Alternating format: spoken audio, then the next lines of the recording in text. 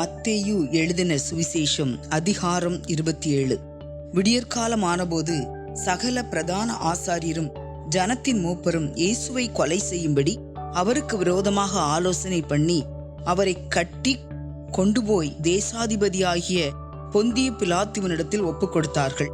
அப்பொழுது அவரை காட்டிக் கொடுத்த யூதாஸ் அவர் மரணாக்கினைக்குள்ளாக தீர்க்கப்பட்டதைக் கண்டு மனஸ்தாபப்பட்டு அந்த 30 வெள்ளிக்காசை பிரதான ஆசாரியரிடத்திற்கும் மூப்பரிடத்திற்கும் திரும்ப கொண்டு வந்து, குற்றமில்லாத இரத்தத்தை நான் காட்டிக் கொடுத்ததினால் பாவம் செய்தேன் என்றான். அதற்கு அவர்கள், எங்களுக்கென்ன, அது உன்பாடு என்றார்கள். அப்பொழுது அவன் அந்த வெள்ளிக்காசை தேவாலயத்திலே எறிந்துவிட்டு புறப்பட்டு போய் நான்று கொண்டு செத்தான். பிரதான ஆசாரியர் அந்த வெள்ளிக்காசை எடுத்து, இது இரத்த கிரயமானதால் காணிக்கை பெட்டியிலே இதை போடலாகாது என்று சொல்லி ஆலோசனை பண்ணின பின்பு அந்நியரை அடக்கம் பண்ணுவதற்கு குயவனுடைய நிலத்தை அதனாலே கொண்டார்கள். இது நிமித்தம் அந்த நிலம் இந்நாள் வரைக்கும் இரத்த நிலம் எண்ணப்படுகிறது. இஸ்ரவேல் புத்திரரால் மதிக்கப்பட்டவர்க்கு கிரயமாகிய 30 வெள்ளிக்காசை அவர்கள் எடுத்து, கர்த்தர் எனக்கு கற்பித்தபடி குயவனுடைய நிலத்திற்காக அதை கொடுத்தார்கள் என்று எரேமியா தீர்க்கதரிசியால் உரைக்கப்பட்டது அப்பொழுது நிறைவேறிற்று. இயேசு தேசாதிபதிக்கு முன்பாக நின்றார். தேசாதிபதி அவரை நோக்கி, நீ யூதருடைய ராஜாவா என்று கேட்டான். அதற்கு இயேசு, நீர் சொல்லுகிறபடிதான் என்றார். பிரதான ஆசாரியரும் மூப்பரும் அவர் மேல் குற்றம் சாட்டுகையில் அவர் மாறுத்தரம் ஒன்றும் சொல்லவில்லை. அப்பொழுது பிலாத்து அவரை நோக்கி, இவர்கள் உன்மேல் எத்தனையோ குற்றங்களை சாட்டுகிறார்களே, நீ அவைகளை கேட்கவில்லையா என்றான். அவரோ ஒரு வார்த்தையும் மாறுத்தரமாக சொல்லவில்லை. அதனால் தேசாதிபதி மிகவும் ஆச்சரியப்பட்டான். காவல் பண்ணப்பட்டவர்களில் எவனை விடுதலையாக்க வேண்டுமென்று ஜனங்கள் கேட்டுக்கொள்வார்களோ அவனை அவர்களுக்காக விடுதலையாக்குவது பண்டிகை தோறும் தேசாதிபதிக்கு வழக்கமாயிருந்தது. அப்பொழுது காவல் பண்ணப்பட்டவர்களில் பரபாஸ் எண்ணப்பட்ட பேர்போன ஒருவன் இருந்தான். பொறாமையினாலே அவரை ஒப்புக் கொடுத்தார்கள் என்று பிலாத்து அறிந்து அவர்கள் கூடியிருக்கையில் அவர்களை நோக்கி, எவனை நான் உங்களுக்கு விடுதலையாக்க வேண்டுமென்று இருக்கிறீர்கள்? பரபாசையோ கிறிஸ்து எண்ணப்படுகிற இயேசுவையோ என்று கேட்டான். அவன் நியாயாசனத்தில் உட்கார்ந்திருக்கையில் அவனுடைய மனைவி அவனிடத்தில் ஆள் அனுப்பி, நீர் அந்த நீதிமானை ஒன்றும் செய்ய வேண்டாம், அவர் நிமித்தம் இன்றைக்கு சொப்பனத்தில் வெகு பாடுபட்டேன் என்று சொல்லச் சொன்னாள். பரபாசை விட்டுவிட கேட்டுக்கொள்ளவும் இயேசுவை கொலை செய்விக்கவும் பிரதான ஆசாரியரும் மூப்பரும் ஜனங்களை ஏவி விட்டார்கள். தேசாதிபதி ஜனங்களை நோக்கி, இவ்விருவரில் எவனை நான் உங்களுக்கு விடுதலையாக்க வேண்டும் என்று கேட்டான். அதற்கு அவர்கள் பரபாசை என்றார்கள். பிலாத்து அவர்களை நோக்கி, அப்படியானால் கிறிஸ்து எண்ணப்பட்ட இயேசுவை நான் என்ன செய்ய வேண்டும் என்று கேட்டான். அவனை சிலுவையில் அறைய வேண்டும் என்று எல்லாரும் சொன்னார்கள். தேசாதிபதியோ, ஏன் என்ன பொல்லாப்பு செய்தான் என்றான். அதற்கு அவர்கள் அவனை சிலுவையில் அறைய வேண்டுமென்று அதிகமாய் கூக்குரலிட்டு சொன்னார்கள். கலகம் அதிகமாகிறதே அல்லாமல் தன் பிரயத்தனத்தினாலே பிரயோஜனம் இல்லை என்று பிலாத்து கண்டு தண்ணீரை அள்ளி ஜனங்களுக்கு முன்பாக கைகளை கழுவி, இந்த நீதிமானுடைய இரத்தப்பழிக்கு நான் குற்றமற்றவன், நீங்களே பார்த்து கொள்ளுங்கள் என்றான். அதற்கு ஜனங்கள் எல்லாரும், இவனுடைய இரத்தப்பழி எங்கள் மேலும் எங்கள் பிள்ளைகள் மேலும் இருப்பதாக என்று சொன்னார்கள். அப்பொழுது அவன் பரபாசை அவர்களுக்கு விடுதலையாக்கி இயேசுவையோ வாரினால் அடிப்பித்து சிலுவையில் அறையும்படிக்கு ஒப்புக் கொடுத்தான். அப்பொழுது தேசாதிபதியின் போர்ச்சேவகர் இயேசுவை தேசாதிபதியின் அரமனையிலே கொண்டு போய் போர் சேவகரின் கூட்டம் முழுவதையும் அவரிடத்தில் கூடி வரச் செய்து அவர் வஸ்திரங்களை கழற்றி சிவப்பான மேலங்கியை அவருக்கு உடுத்தி முள்ளுகளால் ஒரு முடியை பின்னி அவர் சிரசின் மேல் வைத்து அவர் வலது கையில் ஒரு கோலை கொடுத்து அவர் முன்பாக முழங்கார்படியிட்டு, யூதருடைய ராஜாவே வாழ்க என்று அவரை பரியாசம் பண்ணி அவர் மேல் துப்பி அந்த கோலை எடுத்து அவரை சிரசில் அடித்தார்கள். அவரை பரியாசம் பண்ணின பின்பு அவருக்கு உடுத்தின மேலங்கியை கழற்றி அவருடைய வஸ்திரங்களை அவருக்கு உடுத்தி அவரை சிலுவையில் அறையும்படி கொண்டு போனார்கள். போகையில் சிரேனே ஊரானாகிய சீமோன் எண்ணப்பட்ட ஒரு மனுஷனை அவர்கள் கண்டு அவருடைய சிலுவையை சுமக்கும்படி அவனை பலவந்தம் பண்ணினார்கள். கபாலஸ்தலம் என்று அர்த்தம் கொள்ளும் கொல்கதா என்னும் இடத்திற்கு அவர்கள் வந்தபோது கசப்பு கலந்த காடியை அவருக்கு குடிக்க கொடுத்தார்கள். அவர் அதை ருசி பார்த்து குடிக்க மனதில்லாதிருந்தார்.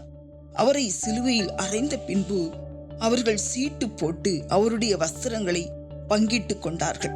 என் வஸ்திரங்களை தங்களுக்குள்ளே பங்கிட்டு என் உடையின் பேரில் சீட்டு போட்டார்கள் என்று தீர்க்கதரிசியால் உரைக்கப்பட்டது நிறைவேறும்படி இப்படி நடந்தது.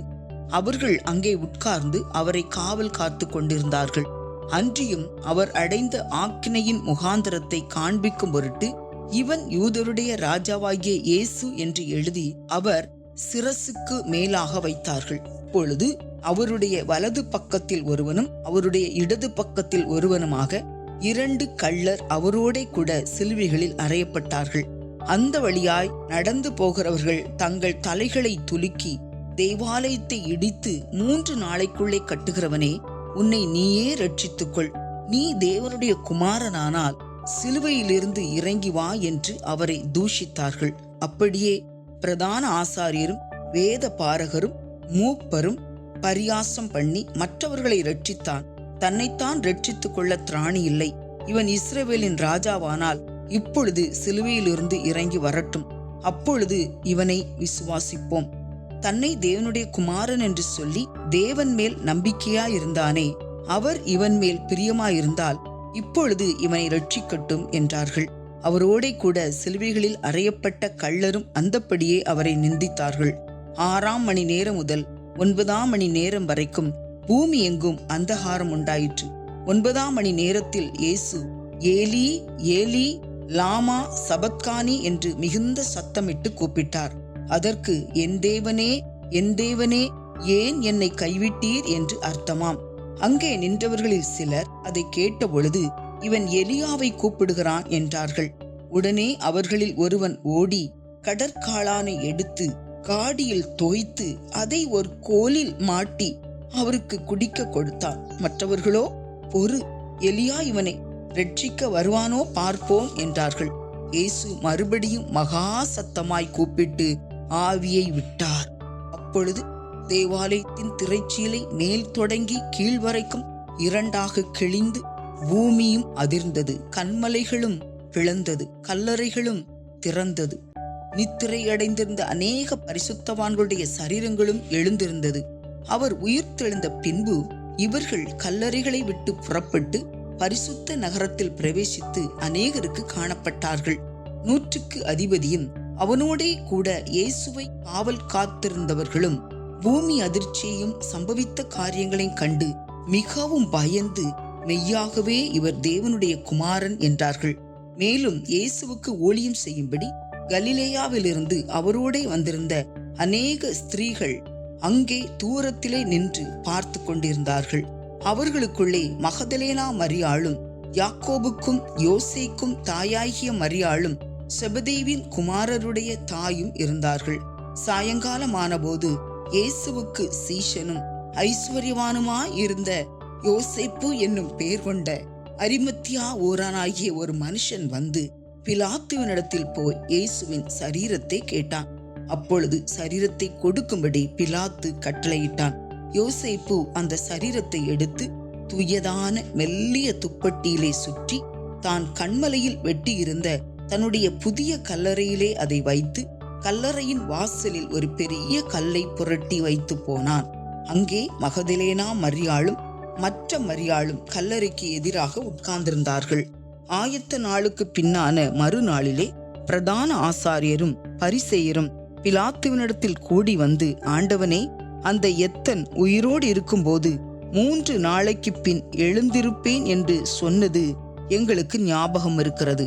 ஆகையால் அவனுடைய சீஷர்கள் ராத்திரியிலே வந்து அவனை களவாய் கொண்டு போய் மரித்தோரிலிருந்து எழுந்தான் என்று ஜனங்களுக்கு சொல்லாதபடிக்கும், முந்தின எத்தை பார்க்கிலும் பிந்தின எத்து கொடிதாகாதபடிக்கும் நீர் 3 நாள் வரைக்கும் கல்லறையை பத்திரப்படுத்தும்படி கட்டளையிட வேண்டும் என்றார்கள். அதற்கு பிலாத்து, உங்களுக்கு காவல் சேவகர் உண்டே, போய் உங்களால் கூடிய மட்டும் பத்திரப்படுத்திக் கொள்ளுங்கள் என்றான். அவர்கள் போய் கல்லுக்கு முத்திரையிட்டு காவல் வைத்து கல்லறையை பத்திரப்படுத்தினார்கள். மத்தேயு அதிகாரம் 28.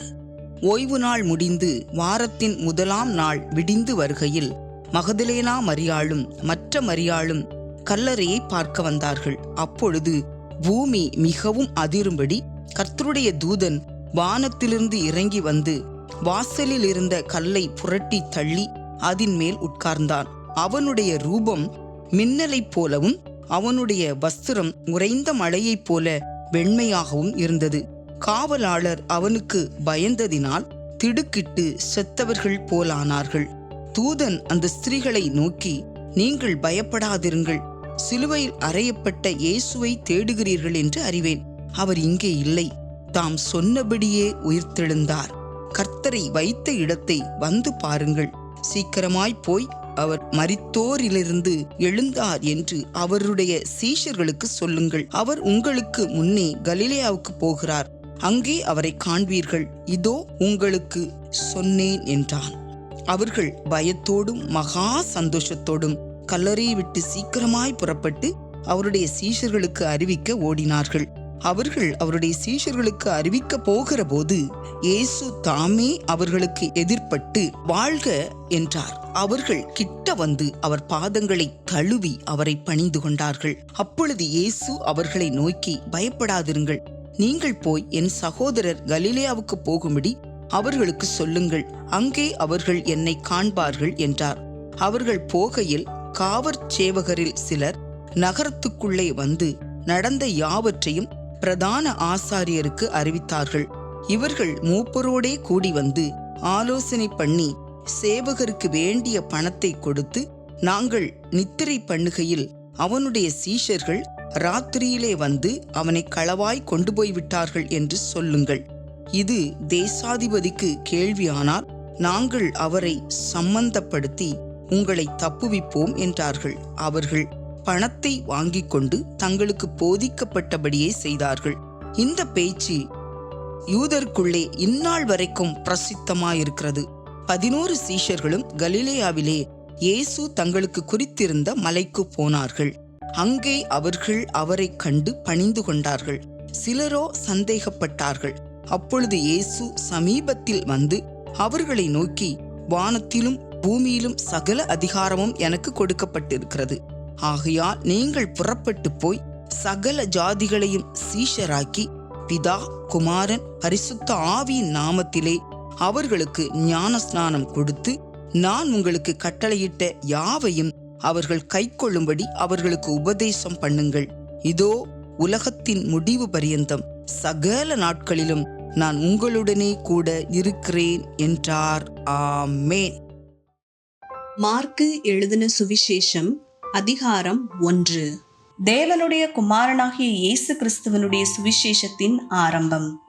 இதோ நான் என் தூதனை உமக்கு முன்பாக அனுப்புகிறேன், அவன் உமக்கு முன்னே போய் உமக்கு வழியை ஆயத்தம் பண்ணுவான் என்றும், கர்த்தருக்கு வழியை ஆயத்தப்படுத்துங்கள், அவருக்கு பாதைகளை செவ்வை பண்ணுங்கள் என்று வனாந்தரத்திலே கூப்பிடுகிறவனுடைய சத்தம் உண்டாகும் என்றும், தீர்க்கதரிசன ஆகமங்களில் எழுதியிருக்கிற பிரகாரமாய் யோவான் வனாந்தரத்தில் ஞானஸ்நானம் கொடுத்து பாவ மன்னிப்புக்கென்று மனந்திரும்புதலுக்கு ஏற்ற ஞானஸ்நானத்தை குறித்து பிரசங்கம் பண்ணி கொண்டிருந்தான்.